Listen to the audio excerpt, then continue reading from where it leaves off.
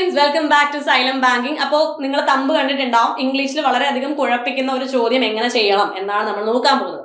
ഈ ചോദ്യം എടുക്കാൻ തന്നെ റീസൺ എൻ്റെ ക്ലാസ്സിലെ പിള്ളേരാണ്. കാരണം അവരോട് ഞാൻ ഫസ്റ്റ് ഓഫ് ഓൾ താങ്ക്സ് പറഞ്ഞു. കാരണം ഞാൻ ആദ്യം ഈ ക്വസ്റ്റ്യൻ അവരെ കൊണ്ട് ചെയ്യിച്ചപ്പോൾ ആൻസർ കിട്ടി, പക്ഷേ കുറേ ടൈം എടുത്തു.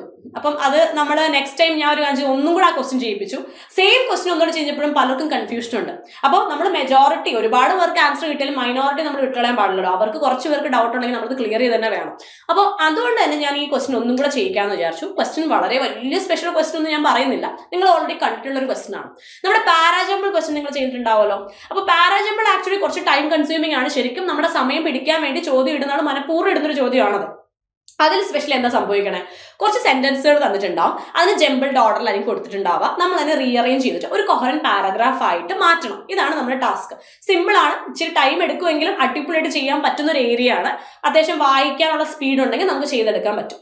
എന്നാൽ ഇവിടേക്ക് നമ്മുടെ ക്ലർക്കിന്റെ മെയിൻസ് എക്സാമിലേക്ക് വരുമ്പോൾ ഈ പാരാജമ്പിളിനെ വേറൊരു രീതിയിൽ ചോദിക്കാനുള്ള ചാൻസ് ഞാൻ കുറച്ചധികം കാണുന്നുണ്ട്. അതുകൊണ്ടാണ് ഈ ക്വസ്റ്റ്യൻ തന്നെ ചെയ്യിക്കാന്ന് വിചാരിച്ചത്. അതായത് പാരാജമ്പിൾ ക്വസ്റ്റിനുള്ളിൽ തന്നെ സെന്റൻസ് റീഅറേഞ്ച്മെന്റ്, വേർഡ് റീപ്ലേസ്മെന്റ് ഒക്കെ കൊണ്ടുവരാം. അതെ, അപ്പൊ നിങ്ങൾ കേട്ട ശരിയാണ്, ഇച്ചിരി ടാസ്ക് ആണ്. അല്ലെങ്കിലേ പാരാജമ്പിൾ ചെയ്യാൻ സമയം എടുക്കുന്നു മിസ്സേ. ഇതും കൂടെ ആകുമ്പോഴത്തേക്കും സൂപ്പർ. ഇതാണ് പലരുടെയും, എല്ലാവരും ടെലഗ്രാമിലും ക്ലാസ്സിന്റെ ഇടയിലും ഒക്കെ മെസ്സേജ്, മിസ് ഇത് എങ്ങനെ ചെയ്യും, ഇതിന്റെ ലൈക് സ്റ്റാർട്ടിങ്ങും എൻഡിങ്ങും എവിടെയാണ്, കൺഫ്യൂഷൻ ആവുന്നു, പാനിക് ആവുന്നു. ഈവൻ മോക്ക് എടുക്കുമ്പോൾ പോലും ഈ ക്വസ്റ്റ്യൻ കാണുമ്പോൾ പേടിയാവുന്നു, സ്കിപ്പ് ചെയ്യാനുള്ള ടെൻഡൻസി കൂടുതലാണ്. ശാന്തരാകും, വഴിയുണ്ട്. ഈ ക്വസ്റ്റ്യന്റെ പ്രത്യേകത, ഇപ്പോൾ ചിലപ്പോൾ ഇതിനകത്തൊരു ഓഡ് വൺ ഉണ്ടാവും, ചിലപ്പോൾ തന്നിരിക്കുന്ന സെന്റൻസുകൾക്കുള്ളിൽ തന്നെ സെന്റൻസ് റീഅറേഞ്ച്മെന്റ് ചെയ്യാനുള്ള സെന്റൻസുകൾ ഉണ്ടാവും, ചിലപ്പോൾ വേർഡ് ഇംപ്രൂവ്മെന്റിനുള്ള സെന്റൻസുകൾ ഉണ്ടാവും. അങ്ങനെ കുറച്ച് അത്യാവശ്യം നമ്മളെ കുറച്ചു നേരം ഇരുത്തുന്ന ചോദ്യമാണ്. അപ്പൊ അത് നമുക്കൊന്ന് ശരിയാക്കി എടുക്കാം. നമുക്ക് ക്വസ്റ്റ്യൻ ആദ്യം വായിക്കാം. 7 sentences are given below. Okay, 7 sentences നമുക്ക് തന്നിട്ടുണ്ട്. Out of which one sentence is either irrelevant or inappropriate. അതിൽ ഒരെണ്ണം ഒന്നെങ്കിൽ നമുക്ക് ഇറലവന്റ് ആയിരിക്കും, അല്ലെങ്കിൽ ഇൻഅപ്രോപ്രിയേറ്റ് ആയിരിക്കും. അത് ഞാൻ സിമ്പിൾ ആയിട്ട് പറഞ്ഞുതരാം. തരുന്ന ആ കുറേ സെന്റൻസുകളിൽ ഏതെങ്കിലും ഒരു സെന്റൻസ് നമുക്ക് ചിലപ്പോൾ തോന്നും പാരഗ്രാഫായിട്ട് ബന്ധം ഉണ്ടെന്ന്. പാരഗ്രാഫിലെ ഏതെങ്കിലുമൊക്കെ വാക്കുകൾ അതിനകത്ത് കാണും. പക്ഷെ ശ്രദ്ധിക്കുക, ബാക്കിയുള്ള എല്ലാ ഏരിയയിലും സംസാരിക്കുന്ന സെയിം വിഷയം തന്നെയാണോ ആ സെന്റൻസിൽ സംസാരിക്കുന്നത്. ഇപ്പൊ എസ്പെഷ്യലി ഞാൻ പറയുകയാണെങ്കിൽ നമ്മൾ ഭൂമിയെ കുറിച്ച് സംസാരിക്കുന്ന ഒരു പാരഗ്രാഫ് എടുക്കുമ്പോൾ നമ്മൾ അതിൽ ബഹിരാകാശത്തെ മെൻഷൻ ചെയ്യുന്ന ഒരു സെന്റൻസ് ഉണ്ട്. അപ്പൊ നമ്മൾ നോക്കുമ്പോൾ വാസ്റ്റ് ആയിട്ട് നമ്മൾ നോക്കുന്ന സമയത്ത് ശരിക്കും ബഹിരാകാശത്തിനെ കുറിച്ച് പറഞ്ഞിട്ട് മോശമൊന്നുമില്ല. കാരണം ഭൂമി സ്പേസിലാണ്, ഭൂമിയെ പോലെ വേറെ അധികം പ്ലാനറ്റ്സുകൾ ഉണ്ട്. അങ്ങനെയൊക്കെ പറയുമ്പോൾ നമുക്ക് ബഹിരാകാശം സ്പേസ് നമുക്ക് കുറച്ചുകൂടെ മെൻഷൻ ചെയ്യാൻ പറ്റും പാരഗ്രാഫിൽ. പക്ഷെ നമ്മൾ ആ പാരഗ്രാഫ് മുഴുവൻ സംസാരിക്കുന്നത് ഭൂമിയും ഭൂമിക്ക് അകത്ത് നടക്കുന്ന കാര്യങ്ങൾ, അതായത് ഭൂമിയിൽ മനുഷ്യരുണ്ടെന്നും മൃഗങ്ങളുണ്ടെന്നും വെള്ളമുണ്ടെന്നും പച്ചപ്പുണ്ടെന്നും ഒക്കെയാണ്. അതിൽ ഒരിടത്തും തന്നെ സ്പേസിന്റെ ഇൻഡിക്കേഷൻ വരുന്നില്ലെങ്കിൽ ആ ഇൻഫർമേഷൻ ഈവൻ കണക്റ്റഡ് ആണെങ്കിൽ പോലും നമുക്ക് പാരഗ്രാഫിൽ എടുക്കാൻ പറ്റത്തില്ല. ഒരു വൈഡർ ഫേസ് ഒരു വലിയ രീതിയിൽ വായിക്കുമ്പോൾ മാത്രം, കുറച്ച് വാസ്റ്റ് ആയിട്ട് ചിന്തിക്കുമ്പോൾ മാത്രമേ നമുക്ക് ആ ഇൻഫർമേഷൻ ഇൻക്ലൂഡ് ചെയ്യാൻ പറ്റുള്ളൂ. സോ അങ്ങനെ ചിലപ്പോൾ ഓഡ് വൺ ഔട്ട് വരാം. സോ അതുപോലത്തെ ഓഡ് വൺ ഔട്ടുകളെയാണ് നമ്മൾ ശ്രദ്ധിച്ചെടുത്ത് മാറ്റേണ്ടത്. സോ അങ്ങനെ ഒരെണ്ണം ഇവിടെ ഉണ്ടെന്ന് പറയുന്നുണ്ട്. Rearrange the remaining 6 sentences in proper sequence. ബാക്കിയുള്ള 6 ഒരു കറക്റ്റ് സീക്വൻസിൽ ഓർഡർ ചെയ്ത് നല്ലൊരു അർത്ഥവത്തായ പാരഗ്രാഫ് ആക്കി മാറ്റുക. ചെയ്താലോ? അപ്പൊ ചെയ്യുന്നതിന് മുന്നേ ഒരു കാര്യം പറഞ്ഞോട്ടെ. നമ്മുടെ വർക്ക്ഷോപ്പിന്റെ കാര്യം നിങ്ങൾ അറിഞ്ഞിട്ടുണ്ടാവും. ഒരുപാട് പേര് രജിസ്റ്റർ ചെയ്യുന്നുണ്ട്, ഒരുപാട് സന്തോഷം. ഇനിയും ആൾക്കാർക്ക് രജിസ്റ്റർ ചെയ്യാനുള്ള ചാൻസ് ആണിത്. നമ്മൾ ലിമിറ്റഡ് സീറ്റ്സ് ആണ് ഉള്ളതെങ്കിൽ പോലും രജിസ്ട്രേഷൻ വരുന്നതനുസരിച്ച് നമുക്ക് മനസ്സിലാവുന്നുണ്ട് കുട്ടികൾക്ക് താല്പര്യമുണ്ട് ഈ കാര്യത്തിലൊന്നും. അങ്ങനെയെങ്കിൽ നിങ്ങൾക്ക് ഇനിയും രജിസ്റ്റർ ചെയ്യാൻ ടൈം ഉണ്ട്. കുറച്ച് പേര് ചോദിച്ചു, മിസ്സേ രജിസ്ട്രേഷൻ ക്ലോസ് ആയോ? രജിസ്ട്രേഷൻ ക്ലോസ് ആയിട്ടില്ല. പിന്നെ കുറച്ച് പേര് ചോദിച്ചു, ഞാൻ ബിഗിനർ ആണ്, ഞാൻ ക്ലർക്ക് എക്സാം എഴുതുന്നില്ല, ഞങ്ങൾക്ക് വരാൻ പറ്റുമോ? ഉറപ്പായിട്ടും വരാം. ബിഗിനേഴ്സ് ആണോ, ഫ്രഷേഴ്സ് ആണോ, നിങ്ങൾ ഇനിയിപ്പോൾ ഓൾറെഡി പരീക്ഷ എഴുതിയിട്ട് കിട്ടാത്തവരാണോ, നിങ്ങൾക്ക് എല്ലാവർക്കും വരാം. ഇവിടെ അങ്ങനെ ഈ എക്സാം ഉള്ളവർക്ക് മാത്രം എന്ന് ഞങ്ങൾ ഒരിടത്തും പറഞ്ഞിട്ടില്ല. ഞങ്ങൾ ആകെ പറഞ്ഞത് ഒരു ബുക്ക്ലെറ്റ് പ്രൊവൈഡ് ചെയ്യുന്നുണ്ട്. അതായത് ഈ ബുക്ക്ലെറ്റിനകത്ത് ഒരു 100-120 ക്വസ്റ്റ്യൻസ് ഉണ്ടാവും. ആ ക്വസ്റ്റ്യൻസിന്റെ തന്നെ ആൻസേഴ്സും ഉണ്ടാവും. അതിപ്പോൾ ഇംഗ്ലീഷിൽ നിന്നും, ക്വാണ്ടിൽ നിന്നും, റീസണിങ്ങിൽ നിന്നും, കറണ്ട് അഫയേഴ്സിൽ നിന്നും ഉള്ളതുണ്ട്. സോ നിങ്ങൾക്കത് ഫ്രീ ആയിട്ട് വീട്ടിൽ കൊണ്ടുപോയി പഠിക്കാം.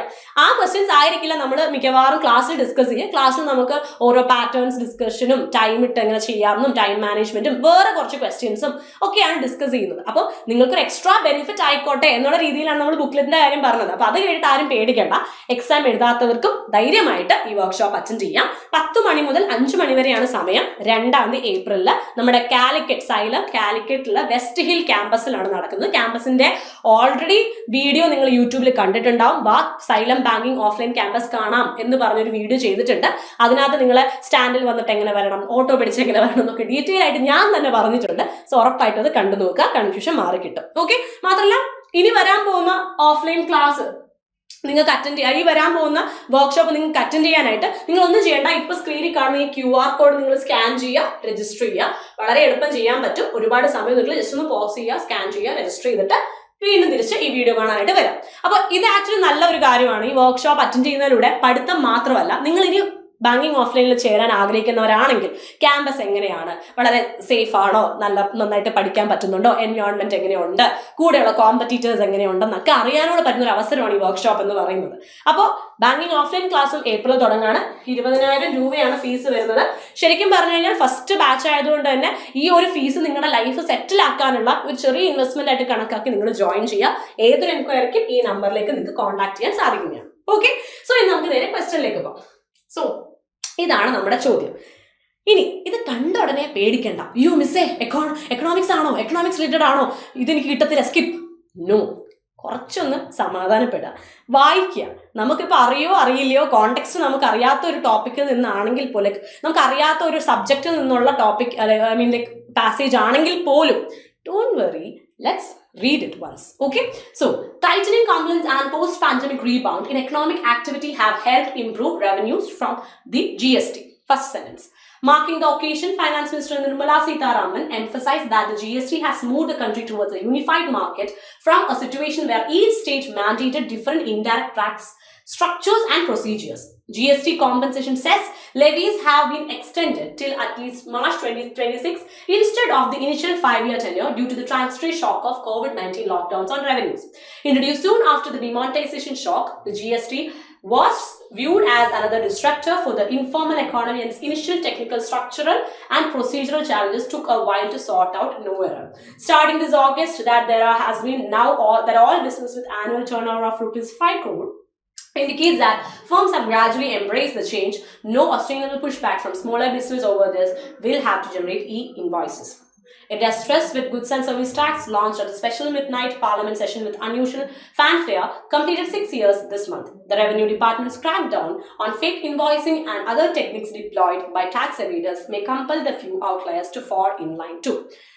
ഇങ്ങനൊരു സെന്റൻസ് അല്ലെങ്കിൽ ഇങ്ങനൊരു പാരഗ്രാഫ് അല്ലെങ്കിൽ ഇങ്ങനൊരു ക്വസ്റ്റ്യൻ വായിച്ചു കഴിഞ്ഞാൽ ഫസ്റ്റ് ചെയ്യേണ്ടത് സോർട്ട് ചെയ്യുക എന്ന മെത്തേഡാണ്. അതായത് ഏതെങ്കിലും ഒരു വാക്ക് ഒന്നിലധികം തവണ സെന്റൻസുകളിൽ അത് ഓരോ സെന്റൻസുകളും റിപ്പീറ്റഡ് ആയിട്ട് വന്ന് ഒരേപോലത്തെ വേർഡ് ഉണ്ടോ എന്ന് ആദ്യം ചെക്ക് ചെയ്യാം. നമുക്ക് ചെക്ക് ചെയ്താലോ. GST GST GST GST GST. Okay, so മൊത്തത്തിൽ നോക്കുമ്പോൾ ഒരു കാര്യം നമുക്ക് കിട്ടി, എല്ലാത്തിലും GST എന്ന വാക്ക് എടുത്തു കാണിക്കുന്നുണ്ട്. സോ GST എന്നതാണ് നമ്മുടെ മെയിൻ സബ്ജക്റ്റ്, അല്ലെങ്കിൽ അതിനെ സംബന്ധിച്ചിട്ടാണ് നമ്മുടെ സകലമാന കാര്യങ്ങളും വരുന്നത് എന്ന് നമുക്ക് മനസ്സിലാക്കാൻ സാധിച്ചിട്ടുണ്ട്. അപ്പൊ ഇനി നമുക്ക് നോക്കാം, ഈ GST വെച്ചിട്ട് നമുക്ക് ഇതിനകത്തുള്ള ഓഡ് വൺ ഔട്ട് എന്ന് പറഞ്ഞില്ല, ഓഡ് വൺ ഔട്ടിനെ കണ്ടുപിടിക്കാൻ നോക്കാം. ഫസ്റ്റ് വണ്ണിൽ നമ്മൾ എന്താ പറഞ്ഞത്, tightening confidence post finance remodelling economic help improve revenues from GSTയുടെ റവന്യൂസ് ഇംപ്രൂവ് ചെയ്യാൻ ഹെൽപ്പ് ചെയ്തു പറയുന്നുണ്ട്. ഓക്കെ, രണ്ടാമത്തെ നിർമ്മല സീതാരാമൻ എന്താണ് പറഞ്ഞത്, GST has moved the country towards a unified market. അപ്പൊ GSTയുടെ ലൈക്ക് ഒരു എന്താ പറയുക, ഒരു നല്ല ഗുണകരമായ ഒരു കാര്യം അല്ലെങ്കിൽ അതിനെ കുറിച്ചാണ് സെക്കൻഡ് സെൻറ്റൻസിൽ പറയുന്നത്. മൂന്നാം സെൻറ്റൻസിൽ GST compensation cess. Okay, GST compensation cess has levies been extended till last March 2026, at least March 2026 instead of initial 5-year tenure due to the transitory shock of COVID-19 lockdowns on revenue. Okay, ഇവിടെ ഒരു sentence rearrangement ഉണ്ട്, ഇവിടെയും ഒരു sentence rearrangement ഉണ്ട്. And okay, the Revenue Department crackdown on fake invoicing and other techniques deployed the tax evaders may compel the few outliers to fall in line too. അപ്പോൾ normally നിങ്ങൾ എല്ലാവരും ചെയ്യാൻ പോകുന്ന പരിപാടി ഞാൻ പറഞ്ഞുതരാം. ജിയില് GSTനെ കുറിച്ച് പറയുന്നില്ല, ഇയിലും GSTനെ കുറിച്ച് പറയുന്നില്ല. അപ്പോൾ ഇ അല്ലെങ്കിൽ ജി ആയിരിക്കില്ലേ മിസ്സേ ഓഡ് വൺ ഔട്ട്? ഇങ്ങനെയാണോ ചിന്തിച്ചത്? എങ്കിൽ ഒരു മിനിറ്റ്. ഇപ്പൊ എല്ലായിടത്തും GSTയെ കുറിച്ച് പറയുന്നുണ്ട്, GSTയുമായി ബന്ധപ്പെട്ട കാര്യങ്ങളാണ് ജിയിലും ഇയിലും ഒക്കെ പറയുന്നത്. പക്ഷെ നമ്മൾ എവിടെയെങ്കിലും കോമ്പൻസേഷൻ സെസ് എന്ന വാക്ക് കണ്ടോ? കോമ്പൻസേഷൻ സെസ് എന്ന് പറയുന്നത് GST തന്നെ വാസ്റ്റ് ആയിട്ട് വരുന്ന ഒരു ഇൻഫർമേഷൻ ആണ്. ഞാൻ നേരത്തെ എർത്തും സ്പേസും ഒക്കെ പറഞ്ഞതുപോലെ കുറേ ഡീറ്റെയിൽ ആയിട്ട് പോയി കഴിഞ്ഞാൽ, കുറേ പഠിച്ചു പോയി കഴിഞ്ഞാൽ, വായിച്ചു പോയി കഴിഞ്ഞാൽ എവിടെയെങ്കിലും എത്തുമ്പോൾ നമുക്ക് കാണാൻ പറ്റുന്ന ഒരു ടോപ്പിക്കാണ് സെസ്. അതും കോമ്പൻസേഷൻ സെസ്. അതിവിടെ പാരഗ്രാഫിൽ ഒരിടത്തും തന്നെ മെൻഷൻഡ് അല്ല, സെസ്സിനെ കുറിച്ച് മെൻഷൻഡ് അല്ല. അല്ലെങ്കിൽ ഒരു മാർച്ച് 2026 ഒരു ബ്ലോക്ക് വെച്ചിട്ട് അല്ലെങ്കിൽ ഒരു ചെറിയൊരു പോയിന്റ് വെച്ചിട്ടൊന്നും ഡിസ്ക്രൈബ് ചെയ്യുന്ന ഒരു ഏരിയയും ബാക്കി ഒരു സെന്റൻസിലും ഞാൻ കണ്ടിട്ടില്ല. സോ ബേസിക്കലി അതാണ് ഓഡ് വൺ ഔട്ട് ആവാൻ ചാൻസ് എന്ന് എനിക്ക് തോന്നുകയാണ്. സോ ഞാൻ എന്ത് ചെയ്യുന്നു, ഇതിനെ ഓഡ് വൺ ഔട്ട്, ഇതാണ് ഇവരുടെ ട്രിക്ക്. നമ്മളോട് ചെയ്യുന്ന എന്താ, നമുക്ക് എല്ലായിടത്തും ഒരു വാക്ക് ഇങ്ങനെ കണക്ട് ചെയ്തെടുക്കാനായിട്ട് പറ്റും, ഒരു വാക്ക് എല്ലാത്തിലും ഉണ്ടാവും. അപ്പൊ അതില്ലാത്തതാണ് ഓഡ് വൺ ഔട്ട്. നമ്മുടെ മനസ്സ് ഓട്ടോമാറ്റിക്കലി ചിന്തിക്കും അങ്ങനെ പോകരുത്. ചിലപ്പം ആ വാക്ക് ഉള്ള സെന്റൻസ് തന്നെയായിരിക്കും ഓഡ് വൺ ഔട്ട് വരാം. മേ ബി നമ്മുടെ ആ ഒരു പാരാഗ്രാഫിൽ വരേണ്ട ഒരു ആവശ്യമില്ലാത്ത ഒരാളെ ആയിരിക്കും ചിലപ്പോൾ എന്ത് ചെയ്തിട്ടുണ്ടാവുക, നമുക്ക് ഓഡ് വൺ ഔട്ട് ആയിട്ട് തന്നിട്ടുണ്ടാവും. അപ്പൊ ഇവിടെ C ഓഡ് വൺ ഔട്ട് ആയിട്ട് ഞാൻ വിചാരിക്കുകയാണ്. സോ അത് അവിടെ നിന്നോട്ടെ, ഇത് ഓഡ് വൺ ആവാം എന്ന് ഞാൻ വിചാരിച്ച് അവിടെ എഴുതി വെച്ചു. ഇനി ഇവർ രണ്ടുപേരെയും കറക്റ്റ് ആക്കണ്ടേ, അതായത് നമ്മുടെ Dയും Eയും നമ്മൾ എന്ത് ചെയ്യണം, കറക്റ്റ് ഫോമിൽ ആക്കണം. സോ D നോക്കുകയാണെങ്കിൽ, introduced soon after demonetization shock, the GST was used as another disruptor for the informal economy and initial technical, structural and procedural. കണ്ടോ, initial technical, structural and procedural correct അല്ലേ ആ usage? അപ്പൊ എന്തായാലും ഈ Cയും Dയും ഒരുമിച്ചാണെന്നുള്ള കാര്യം okay ആയി. പിന്നെ ഇൻട്രൊഡ്യൂസ് സൂൺ ആഫ്റ്റർ എന്ന് പറയുമ്പോൾ ഇൻട്രഡക്ഷൻ തന്നെയാണ് സ്റ്റാർട്ടിങ് തുടങ്ങുന്നത്. അപ്പൊ A മാറുന്നില്ല. അപ്പൊ എനിക്ക് തോന്നുന്നത് ഈ ഒരു സെന്റൻസിന്റെ ആൻസർ ABCD, അതായത് നോ എറർ ആണ് ആൻസർ. അതായത് ഇവിടെ സെന്റൻസ് റീഅറേഞ്ച്മെന്റ് ആവശ്യമില്ല, ഇത് എങ്ങനെയാണോ കിടക്കുന്നത് അങ്ങനെ കറക്റ്റ് ആണ്. സെന്റൻസ് റീഅറേഞ്ച്മെന്റ് കഴിഞ്ഞ് അടുത്തത്, starting this August and there has been now that all business with annual turnover of ₹5 crore indicate that firms have gradually embraced a change. അവിടെ നമുക്ക് എന്തായാലും ഒരു ചേഞ്ച് വേണം എന്നുള്ളത് ഉറപ്പാണ്. ഇഫ് യു ലുക്ക് ക്ലോസ്ലി, നമ്മൾ will have to generate invoices എന്ന് പറയുന്നുണ്ട്. അപ്പൊ ഈ വിൽ ഹാവ് ടു ജനറേറ്റ് ഇൻവോയ്സസിന് തൊട്ട് മുന്നേ there should be a very big sentence. അതിന്റെ കൺക്ലൂഡിംഗ് ആയിട്ടായിരിക്കും will have to generate invoice എന്ന് പറയുന്നത്. വേറെ എവിടെയെങ്കിലും അത് കണക്ട് ചെയ്യാൻ പറ്റുന്നുണ്ടോ നിങ്ങൾ നോക്കിയേ. Will have to generate invoices, will have to generate invoices നമുക്ക് കണക്ട് ചെയ്യാൻ പറ്റുന്നത്. Okay, for the informal economy and its initial technical, structural and procedural challenge took for a while to sort out, we'll have to generate e-invoices. പറ്റുമോ join ചെയ്യാൻ സാധിക്കുന്നുണ്ടോ? അപ്പം ഇത് അവിടെ നിന്നോട്ടെ. Starting this August, that there has been, now that all business with annual turnover indicates the firms have gradually embraced the change. No sustainable pushback from smaller businesses over this. ഇവിടെയാണ് നമ്മൾ വായിച്ചു നിർത്തിയിരിക്കുന്നത്. അപ്പൊ ശ്രദ്ധിച്ചു നോക്കിയാൽ നമുക്കൊരു കാര്യം മനസ്സിലാവും. നൗ ദാറ്റ് ഓൾ ബിസിനസ്, ഈ നൗ എന്ന് പറയുന്ന ആള് നമുക്ക് സ്റ്റാർട്ടേഴ്സ് ആയിട്ട് കൊടുക്കാൻ പറ്റുന്ന ഒരാളാണ്, സ്റ്റാർട്ടർ ആയിട്ട് കൊടുക്കാൻ പറ്റുന്ന ആളാണ് ഈ now. So now that all business with annual turn over of ₹5 crore ആയിരിക്കും നമ്മുടെ ഫസ്റ്റ് ആള്. അതായത് ഞാൻ വേറൊരു കളർ എടുക്കാം. സി, അതായിരിക്കും നമ്മുടെ ഫസ്റ്റ് സെന്റൻസ്. അതായത് Q ഞാൻ കൊടുത്തു, Q ആണ് നമ്മുടെ ഫസ്റ്റ് ആള്. Q ഞാൻ കൊടുത്തു. ദെൻ Q കഴിഞ്ഞിട്ട് ആരെ കൊടുക്കാൻ പറ്റും? Turn over of ₹5 crore will have to generate e-invoices. Okay, ഇതിന്റെ ഒരു ഇൻവോയ്സ് ക്രിയേറ്റ് ചെയ്യണം. സോ T, Qയും Tയും ഞാൻ കൊടുത്തു. ഇനി ആരെ കൊടുക്കും? Starting this August and there has been എന്ന് കൊടുക്കാൻ പറ്റുമോ? Yes, starting this August that there has been no sustainable pushback from smaller business over this. So നമുക്ക് Pയും Sഉം ഒരുമിച്ച് കൊടുക്കാം. PS, പിന്നെ ആരേ ഉള്ളൂ? R. സോ QTPSR ഒന്ന് വായിച്ചു നോക്കിയേ. QTPSR കറക്റ്റ് ആണോ? QTPSR നമുക്കൊന്ന് വായിച്ചു നോക്കാം. നിങ്ങളും വായിച്ചു നോക്കോ.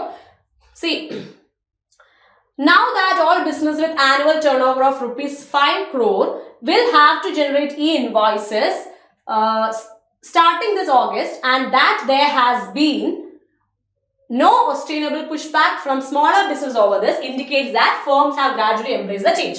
Now the sentence makes sense. QTPSR ആണ് നമ്മുടെ ഇവിടുത്തെ സെന്റൻസ് റീഅറേഞ്ച്മെന്റ്. അത് കിട്ടി. Now നമുക്കിനി ഇതിനെ ഒറ്റ സ്ട്രെച്ച് ആക്കണം, ഒറ്റ പാരഗ്രാഫ് ആക്കി മാറ്റണം. സിമ്പിൾ. ആദ്യം ആരെ കൊടുക്കാൻ പറ്റുമെന്ന് വായിക്കുന്ന സമയത്ത് നിങ്ങൾക്ക് കിട്ടിയിട്ടുണ്ടാവും. ഇതിൽ ഒരാളൊരു ഇൻട്രൊഡക്ഷൻ പോലെയാണുള്ളത്. അതായത് GST കുറിച്ചൊരു ഇൻട്രൊഡക്ഷൻ തരുന്ന ഒരാളുണ്ട്. എപ്പോഴും ഞാൻ പഠിപ്പിച്ചു തന്നിട്ടുള്ളൊരു കാര്യമാണ്, നിങ്ങൾ ഫുൾ ഫോമും ഷോർട്ട് ഫോമും കാണുകയാണെങ്കിൽ, അതിപ്പോ ഇവിടെ എല്ലായിടത്തും GST കുറിച്ച് പറയുന്നതുകൊണ്ട് തന്നെ ഫുൾ ഫോമും ഷോർട്ട് ഫോമും ഉള്ള ഒരു സെന്റൻസ് ഇവിടെ ഓൾറെഡി ഉണ്ട്, വിച്ച് ഇസ് F. അപ്പൊ F ആണ് നമ്മുടെ പാരാഗ്രാഫിന്റെ ഫസ്റ്റ് ആളാവാൻ ചാൻസ്. അപ്പൊ ഞാനിവിടെ എഴുതി പോവാണ്. So first one is F. കാണാൻ പറ്റുന്നുള്ളതാണ് എന്റെ വിശ്വാസം. എഫ് എഴുതി ഞാൻ. ഇനി അടുത്തത് എഫിന് ശേഷം ഞാൻ ആരെ കൊടുക്കും? എഫിൽ പറയുന്നത് India thrust with the goods and service tax launched at a special midnight parliament session with unusual fanfare completed 6 years this month. Completed 6 years this month എന്നാണ് ഇവിടെ പറയുന്നത്. ഓക്കെ, അപ്പൊ ഇനി നമ്മള് ഇവിടെ ആക്ച്വലി നമുക്ക് ഇൻട്രോ തന്നു കഴിഞ്ഞു അവര്. ഇനി നമ്മൾ എന്താ ചെയ്യേണ്ടത്? ഇൻട്രോ തന്നു കഴിഞ്ഞാൽ നമ്മൾ എന്താ, വളരെ അടുത്തായിട്ട് സ്ക്രീനിന്റെ എനിക്ക് തോന്നുന്നു. ഇൻട്രോ തന്നു കഴിഞ്ഞു. ഇനി അടുത്തത് എന്ത് ചെയ്യണം?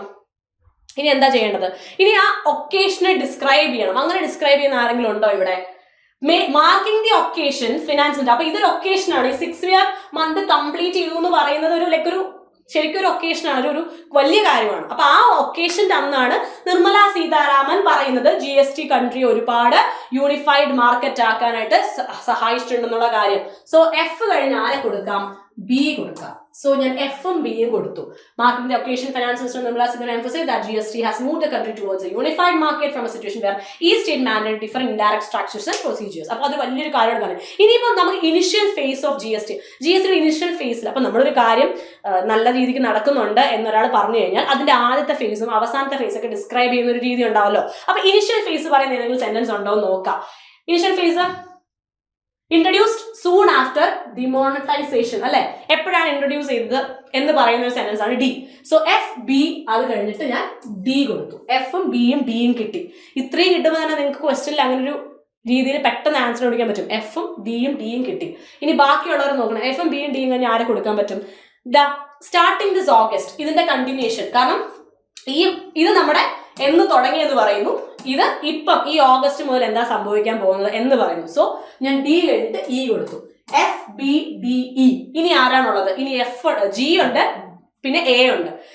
രണ്ടിൽ ഏതാണ് കൺക്ലൂഷൻ പറ്റുന്നതെന്ന് ആദ്യം ചിന്തിക്കാം. The revenue department crackdown on fake invoicing and other techniques deployed by taxpayers may compel the few outlines to fall in line too. G doesn't sound like a concluding sentence.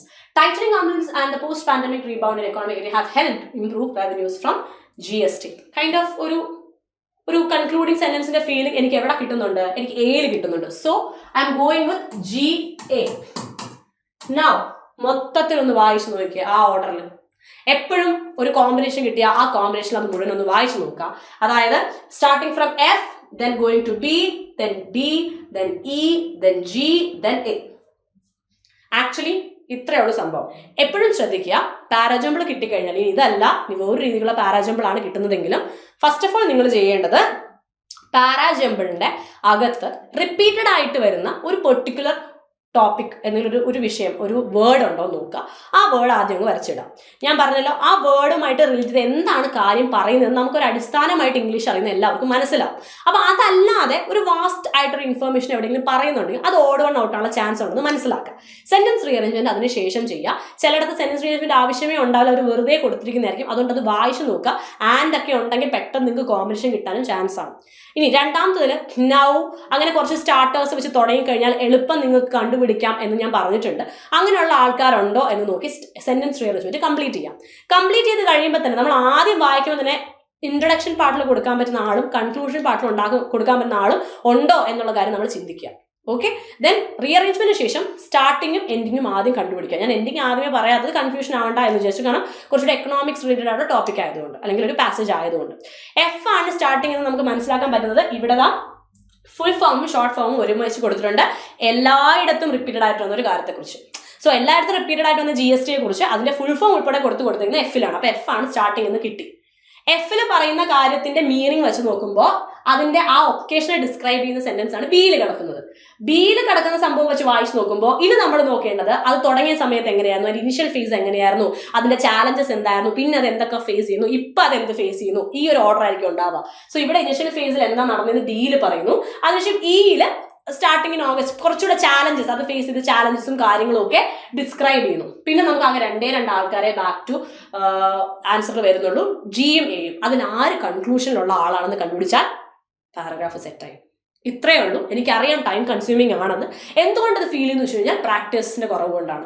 അത്യാവശ്യം കുറേ practice ചെയ്ത് വന്നപ്പോൾ ഇതിപ്പം പിള്ളേർ, എൻ്റെ ക്ലാസ്സിലുള്ള പിള്ളേർക്ക് അറിയാം, നമ്മൾ ഒരുപാട് പ്രാക്ടീസ് ചെയ്തുകൊണ്ടേ ഇരിക്കുകയാണ്. എനിക്ക് തോന്നുന്നു ഓൾമോസ്റ്റ് ഒരു 20-25 കൂടുതൽ പ്രാക്ടീസുകൾ നമ്മൾ ഓൾറെഡി ഇപ്പോൾ കംപ്ലീറ്റ് ചെയ്തു. ഓരോന്ന് ചെയ്ത് കഴിയുമ്പോൾ സ്പീഡ് നിങ്ങൾ പോലും അറിയാതെ കൂടി വരുന്നുണ്ട്. 1 മിനിറ്റ് 80 സെക്കൻഡ്, 1 മിനിറ്റ് 60 സെക്കൻഡിലൊക്കെ ഒരു പാരാജമ്പിൾ ചെയ്യുന്ന അവസ്ഥയിലേക്ക് കുട്ടികൾ എത്തിയിട്ടുണ്ട് ഇവിടെ ക്ലാസ്സിൽ. So I know it is possible. Just practice ചെയ്യാം, മാക്സിമം പ്രാക്ടീസ് കൊടുത്ത് ചെയ്യാം. ഓക്കെ, ഇത് ജസ്റ്റ് ഇങ്ങനെ ഒരു ക്വസ്റ്റ്യൻ വരാൻ ചാൻസ് ഉണ്ടെന്നും അതിനെ ഫേസ് ചെയ്യേണ്ട രീതി ഇങ്ങനെയാണെന്നും പറയാൻ വേണ്ടി മാത്രം എടുത്തൊരു വീഡിയോ ആണ്. സോ ഇത് നിങ്ങൾക്ക് യൂസ്ഫുൾ ആയെന്ന് ഞാൻ വിശ്വസിക്കുന്നു. ഇങ്ങനെയുള്ള ചോദ്യങ്ങൾ നിങ്ങൾക്ക് വീണ്ടും പ്രാക്ടീസ് ആയിട്ട് ചെയ്യണം എന്ന് നിങ്ങൾക്ക് ആഗ്രഹം ഉണ്ടെങ്കിൽ ഇനിയും ഇതേ സെയിം ക്വസ്റ്റ്യൻസ് ഒന്നും കൂടെ പറഞ്ഞു തരുമെന്നോ അല്ലെങ്കിൽ ഇനിയും ഇതുപോലത്തെ ക്വസ്റ്റ്യൻ വേണമെന്നോ താഴെ കമന്റ് ചെയ്താൽ മതി. അടുത്ത തവണ ഞാൻ ഉറപ്പായിട്ട് കൺസിഡർ ചെയ്യുന്നതായിരിക്കും. So thank you so much. മറക്കണ്ട, ഓഫ്ലൈനിൽ പറ്റുന്നെങ്കിൽ പെട്ടെന്ന് തന്നെ ജോയിൻ ചെയ്യുക. See you on the day 2nd of April കാണാം. അപ്പോൾ നന്നായിട്ട് പഠിക്കുക. All the very best. By.